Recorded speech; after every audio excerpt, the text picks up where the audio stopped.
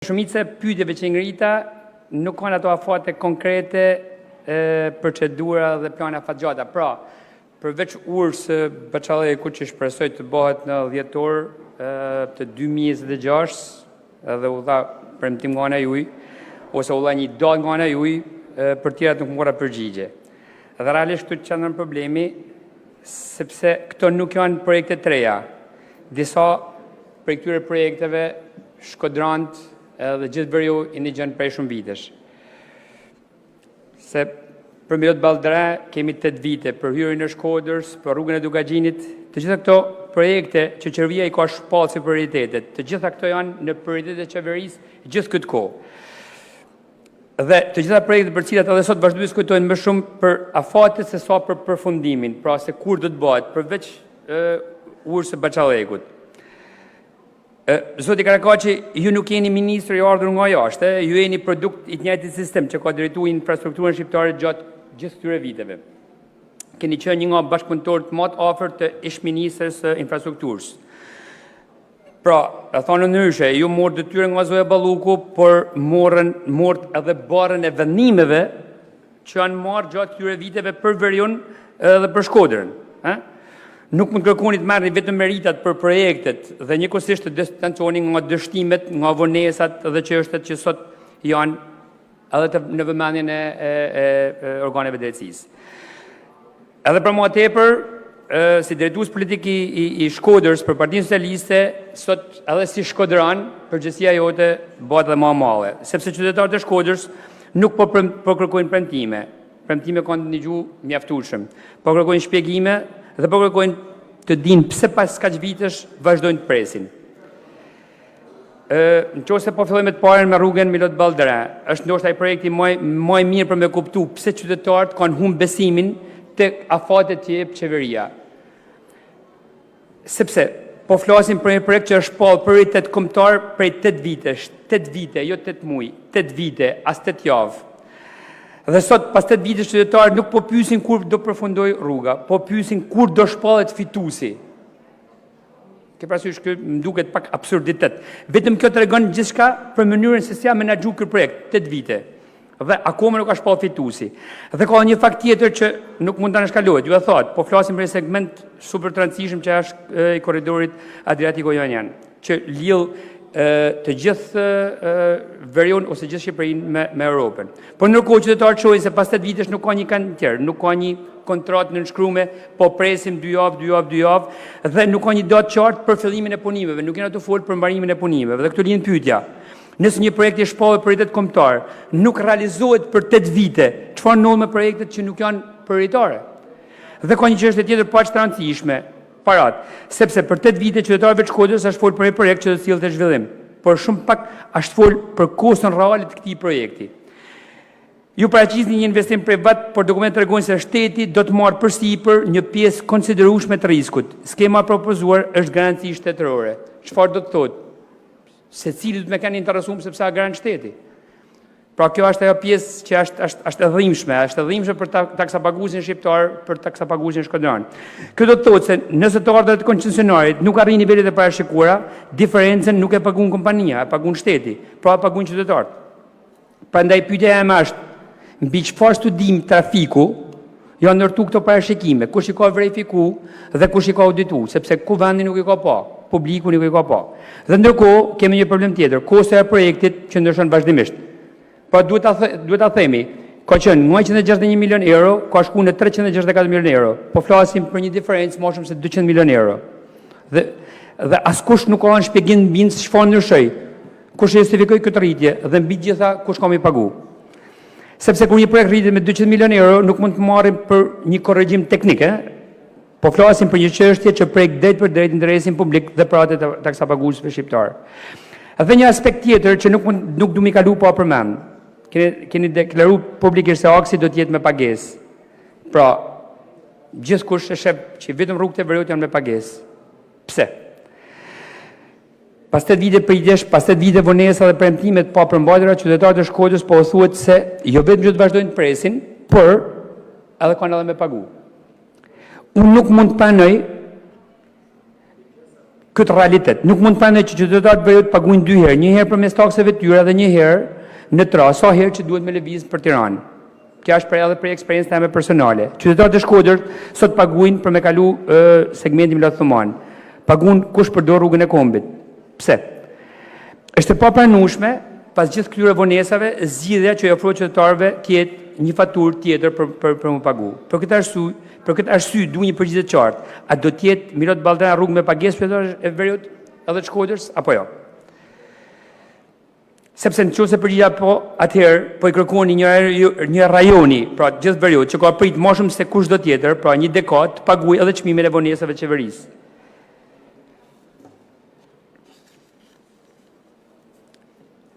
E dëgjova që do të jetë për 2 javë, shpresojmë që të jetë për 2 javë, po dalim te pjesa, vetëm te pjesa e datave, jo te pjesa kur do të fillojnë realisht rruga e Milot Balldrana. Ka diçka tjetër që më shqetëson si deputet i Shkodrës. Për vite me radhë kam dëgjuar se Veriu është prioritet, Shkodra është prioritet, se turizmin Alba është prioritet, ashtu u thon për çdo ditë me propagandën porta Alpave të tjerë, se lidhja me Lidzia është prioritet.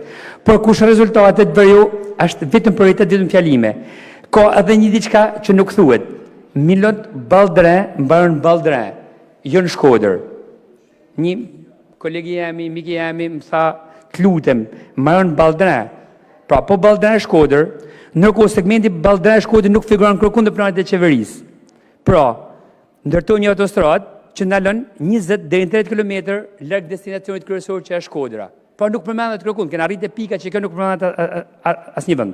Prandaj shkontrant kanë drejt për pyet, apo ndërtohet rruga Shkodrës, apo ndërtohet një rrugë që ndalet përpara Shkodrës. Kjo për sa i përket Milot Balldrana. Për sa për këtyre Shkodrës, në ndërhyrjen time të parë, ngrita pyetjen e efektivitetit të projektit. I dëgjova përgjigjet tuaja, por realisht nuk jam i bindur. Nuk jam i bindur se si janë menaxhuar paratë publike.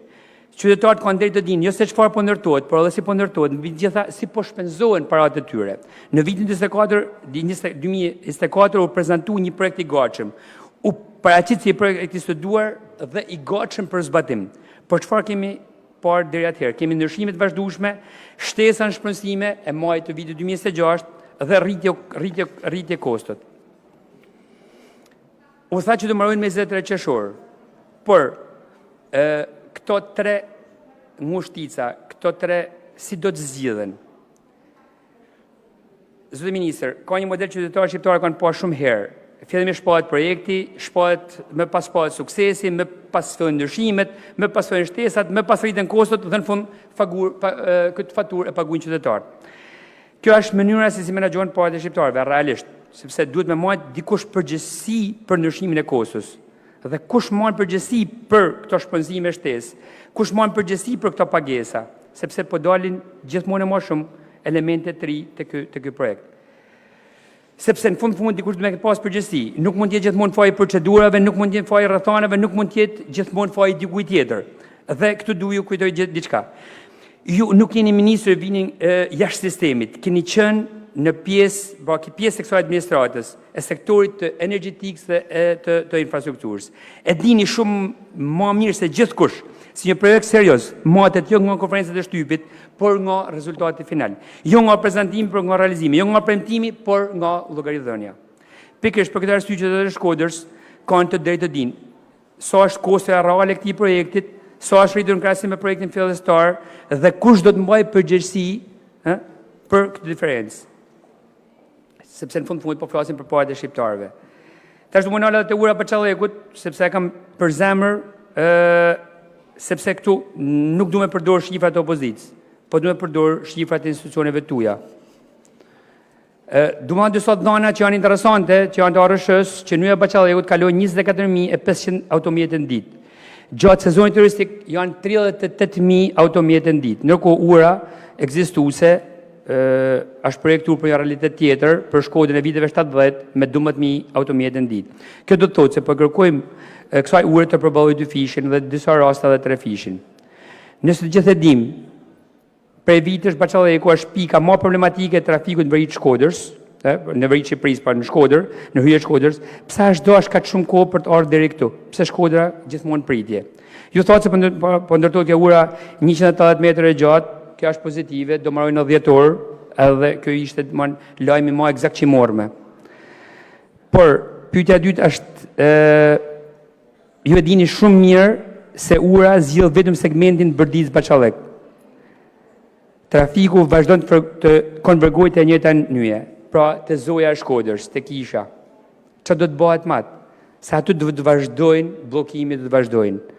U premtu nga Ministri Balluku që ura do të marrote në qershor të vitit 2026. U premtu nga kryebashkiaku, por u tha që do shtyhet në 10 orë. U dha argumenti që pjesa e kamave, pjesa e ujit, nivelit ujit, është dashmi marrë parasysh kompania që ka marrë për sipër, është dashmi marrë parasysh kontraktori. Kush pagun për këtë? Për rrugën e Dukagjinit, që është një nga zonat më të izoluara në kontinentin evropian, që është pija e mira njerëzve që për vitesh jetojnë me ndjesinë që shteti aty arrini fundit. Kush shkon Dukagjin dhe flet me banorët, nuk flasin për projekte për tendra, flasin për jetën e tyre. Flasin për dimnat, flasin për vështirësitë, flasin për fëmijët që nuk shkojnë në shkollë sepse shkolla është e mbyllur, flasin për mjekët që bëjnë heroizëm duke shkuar vetëm disa herë në muaj, për familjet që çdo ditë duhet përballen me izolimin. Dhe vërteta është se shumë prej tyre rruga nuk është çështje e komoditetit, është çështje e dinjitetit, sigurisë dhe mbijetesës. Mu më dhem kur dëgjoj njerëz që më thojnë, deputet, nuk po kërkojmë mrekulli, po kërkojmë të mos njihena të harum. Dhe sinqerisht, është të vështirë më përgjigj se çfarë më thonë. Çfarë pritni edhe pak që projekti është procedurë, që dosja po shetohet, por këto i kanë dëgjuar për shumë vite. Më duket se ajo luli vogël. Dhe sinqerisht, kjo është një realitet që ato e kanë pa, sepse në vitin 2023 u premtu që do bëjë rruga.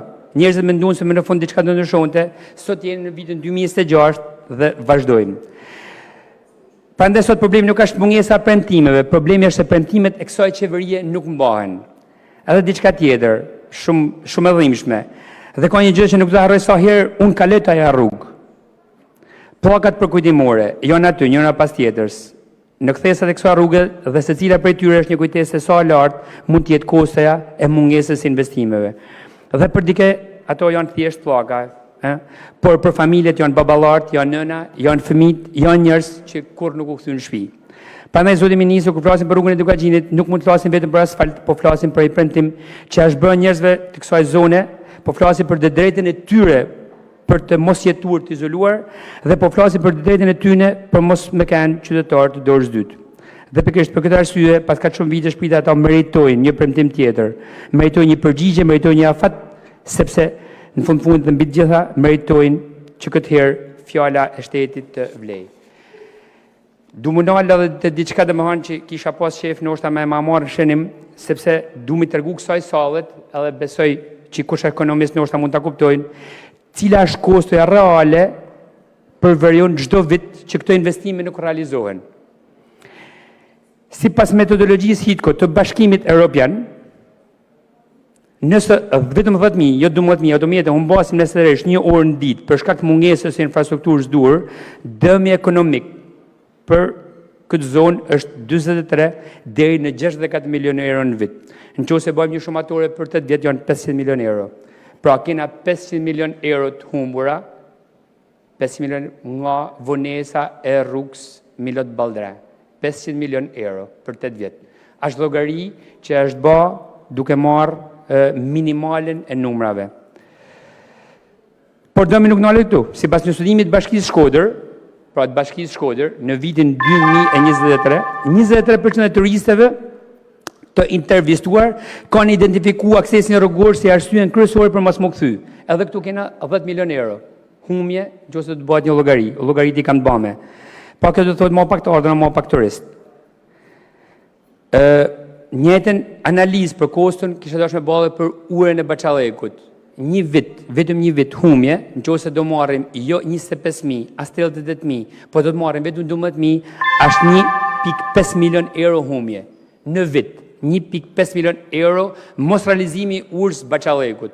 Nuk du me shumëzu me tetë se del numër shumë i madh edhe po shokohen njerëzit.